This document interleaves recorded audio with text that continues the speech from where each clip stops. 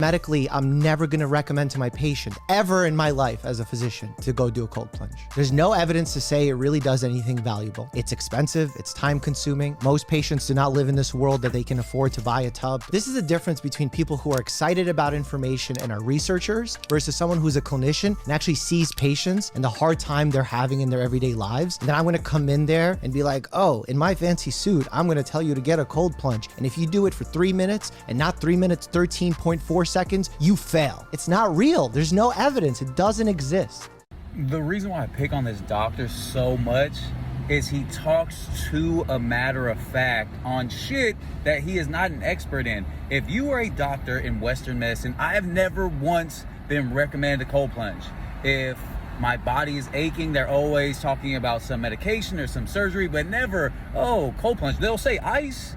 That's the lazy way of going about it, but ice and cold plunge do the same exact thing. It reduces inflammation. That's all ice and cold plunging does. The reduction of inflammation. When you reduce inflammation, your body can work correctly. So that is the number one major thing that it does. So for him to say there's no evidence, if there was no evidence, why does every professional team, every college team, every high school team have their athletes cold plunge? When I was in college, we cold plunged all the time. I felt great the next day because it reduced the inflammation, so my body was ready to perform at maximum level. This guy's probably got great things to say, but in the clips that I see, it's always some stupid ass shit that he really doesn't know too much about or hasn't practiced himself.